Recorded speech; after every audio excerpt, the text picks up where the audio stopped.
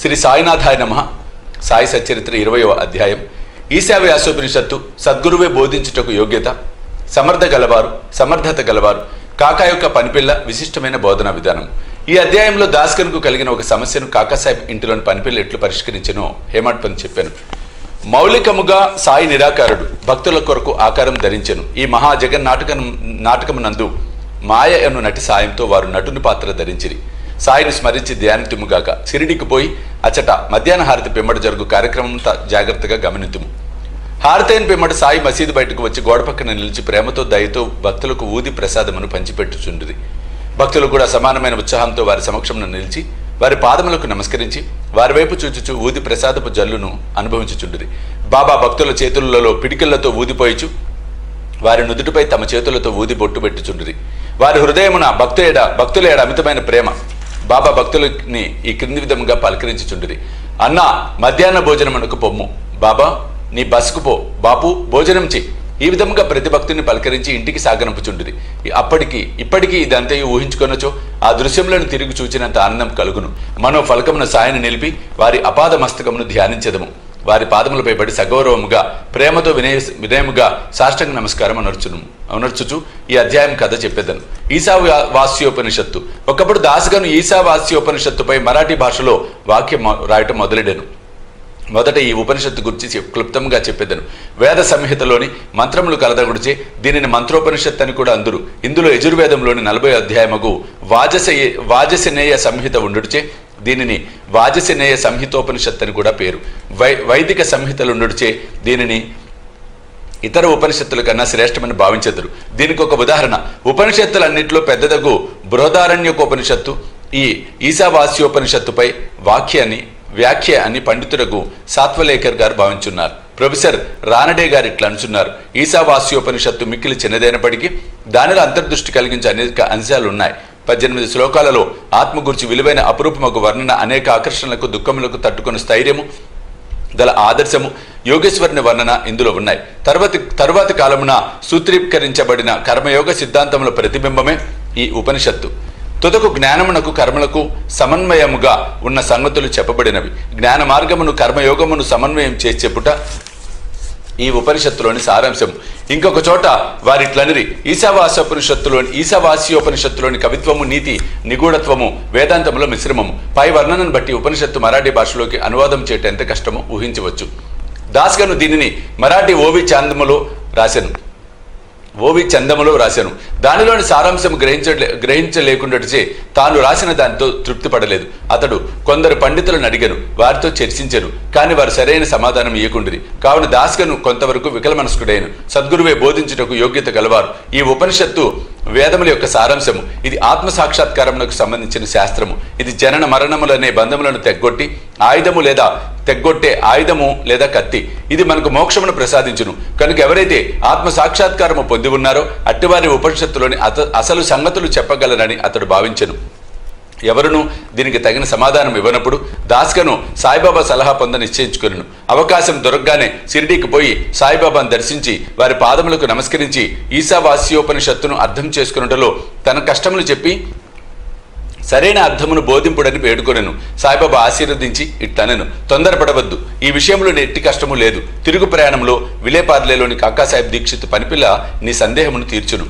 అక్కడున్న వారి మాటలు విని బాబా తమాషా చేయుచున్నారు అనుకోనిది. భాషా జ్ఞానం లేని పనిపిల్ల ఈ విషయం ఎట్లు చెప్పగలదు అనిది. కానీ దాస్గన్ అట్లు అనుకోలేదు. బాబా పలుకులు బ్రహ్మవాక్కులని భావించాను. కాకా యొక్క పనిపిల్ల బాబా మాటలందు పూర్తి విశ్వాసం ఉంచి దాస్గను షిరిడీ విడిచి విలేపార్లేకు చేరి దీక్షిత్ ఇంట్లో బస చేశాను. ఆ మరుసటి దినము ఉదయం దాస్గను నిద్ర లేవగానే ఒక బేదపిల్ల చక్కని పాటను మిక్కిలి మనోహరంగా పాడుచుండెను. ఆ పాటలోని విషయము ఎర్రచీర వర్ణన, అది చాలా బాగుండునని, దానిని కుట్టు పని చక్కగా ఉండెనని, దాని అంచుల చివర చాలా సుందరముగా ఉండెనని ఆమె పాడుచుండెను. ఆ పాట నచ్చుడిచే దాస్గను బయటకు వచ్చి వినెను. అది కాకా పని మనిషి నామియా చెల్లెలు పాడుచుండెను. ఆమె చిన్నపిల్ల. ఆమె చింకి గుడ్డ కట్టుకొని పాత్రలు తోముచుండెను. ఆమె పేదరికము, ఆమె సంతోష భావనమును గాంచి భావమును గాంచి దాస్కన్ ఆమెపై జాలిపడెను. ఆ మరుసటి దినము రావు బహదూర్ ఎంవి ప్రధాన్ తనకు దోవతుల చాపులు ఇవ్వగా ఆ పేద పిల్లకు చిన్న చీరనిమ్మని చెప్పాను. రావు బహదూర్ ఒక మంచి చిన్న చీరను కొని ఆమెకు బహుకరించాను. ఆకలితో నకనకలాడుతున్న వారికి విందు భోజనం దొరికినట్లు ఆమె అమితానంద పరవశులయ్యాను. ఆ మరుసటి దినం ఆమె ఆ కొత్త చీరను ధరించాను.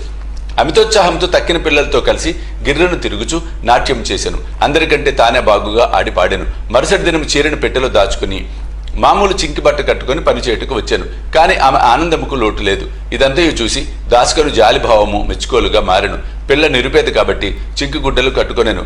ఇప్పుడు ఆమెకు కొత్త చీర కలదు, కానీ దానిని పెట్టెలో దాచుకునేను. అయినప్పటికీ విచారం అనున్నది గాని నిరాశ అనున్నది గాని లేక ఆడుచూ పాడుచుండెను. కాబట్టి కష్టసుఖములను భావములు మన మనోవైఖరిపై ఆధారపడి ఉండునని అతడు గ్రహించెను. ఈ విషయం గురించి దీర్ఘాలోచన చేశాను. భగవంతుడిచ్చిన దానితో మనము సంతసింపవలేను. భగవంతుడు మనలను అన్ని దిశల నుండి కాపాడి మనకు కావలసినది ఇచ్చుచుండును. కావున భగవంతుడు ప్రసాదించినదంతయు మన మేలు కొరకే అని గ్రహించెను. ఈ ప్రత్యేక విషయంలో ఆ పిల్ల యొక్క పేదరికము, ఆమె చినిగిన చీర, కొత్త చీర, దాన్నిచ్చిన దాత, దాన్ని పుచ్చుకున్న గ్రహీత, దాని భావము ఇవన్నీ భగవంతుని అంశములే.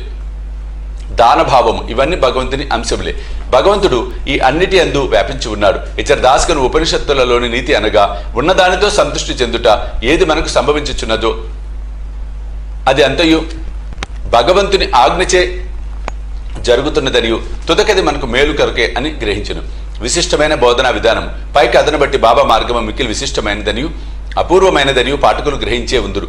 బాబా సిరిడిని విడువనప్పటికీ కొందరు మచ్చేంద్రగఢ్కు, కొందరిని కొల్హాపూర్కు గాని షోలాపూర్కు గాని సాధన నిమిత్తం పంపుచుండెను. కొందరికి సాధారణ రూపంలో, కొందరికి స్వప్నావస్థలో, అది రాత్రి గాని పగలు గాని కనిపించి కోరికలు నెరవేర్చుచుండెను. భక్తులకు బాబా బోధించు మార్గములు వర్ణింపనల్లవి కాదు. ఈ ప్రస్తుత విషయములలో దాసగనును విలేపార్లే పంపి పనిపిల్ల ద్వారా అతని సమస్యను పరిష్కరించెను. కానీ విలేపార్లే పంపకుండా షిరిడిలోనే బాబా బోధించరాదాయని కొందరు అనుకోవచ్చును. కానీ బాబా అవలంబించినదే సరైన మార్గము. కానిచో పేద నౌకరు పిల్ల, ఆమె చీర కూడా భగవంతుని సంకల్ప రూపములే అని దాస్కన్ ఎట్లు నేర్చుకుని ఉండును. ఈశావాస్యోపనిషత్తులోని నీతి, ఈశావాస్యోపనిషత్తులో ఉన్న ముఖ్య విషయము అది బోధించు నీతి మార్గమే. ఈ ఉపనిషత్తులో ఉన్న నీతి దానిలో చెప్పబడిన ఆధ్యాత్మిక విషయములపై ఆధారపడి ఉన్నది. ఉపనిషత్తు ప్రారంభ వాక్యములే భగవంతుడు సర్వాంతర్యామని చెప్పుచున్నవి. దీనిని బట్టి మనం గ్రహించవలసినదేమనా మానవుడు భగవంతుని ఇచ్చిన దానితో సంతృష్టి చెందవలేను. ఏలనా భగవంతుడు అన్నింటికి ఎందుకు కలడు. కావున భగవంతుడు ఏది ఇచ్చానో అది ఎల్లా మన మేలు కొరకే అని గ్రహించవలేను. దీనిని బట్టి ఇతరుల సొత్తుకై ఆశించరాదు. ఉన్నదానితో సంతృష్టి చెందవలేను. భగవంతుడు మన మేలు కొరకే దాన్ని ఇచ్చి ఉన్నాడని, కావున అది మనకు మేలు కలుగ చేయునని గ్రహించవలెను. దీనిలోని ఇంకొక నీతి ఏమన్నా, మనుషుడు ఎల్లప్పుడూ ఏదో తనకు విధించబడిన కర్మను చేయుచునే ఉండవలేను. శాస్త్రంలో చెప్పిన కర్మలు నెరవేర్చవలెను. భగవంతుడు ఆజ్ఞానుసారం నెరవేర్చుట మేలు. ఈ ఉపనిషత్తు ప్రకారము కర్మ చేయకుండుట ఆత్మనాశనమునకు కారణము. మానవుడు శాస్త్రంలో విధింపబడిన కర్మలు నెరవేర్చుట వలన నైష్కర్మ దర్శనము పొందును. ఏ మానవుడు సమస్త జీవరాశిని ఆత్మలో చూచును, ఆత్మ అన్నిటి ఎందున్నట్లు చూచును, వేయేల సమస్త జీవరాశి సకల వస్తువులు ఆత్మగా భావించును, అటివాడు మోహమును ఎట్లు పొందును, వాడిందులకు విచారించును. అన్ని వస్తువులలో ఆత్మను చూడకపోవుటచే మనకు మోహము, అసహ్యము, విచారము కలుగుచున్నవి. ఎవడైతే సకల వస్తుకోటిని ఒకటిగా భావించునో, ఎవనికైతే సమస్తము ఆత్మమయమగునో అతడు మానవులు పడు సామాన్య బాధలకు, దుఃఖ వికారములకు లోను కాడు. 20వ అధ్యాయం సంపూర్ణము. సద్గురు శ్రీ సాయినాథ్ అర్పణమస్తు. శుభం భవతు.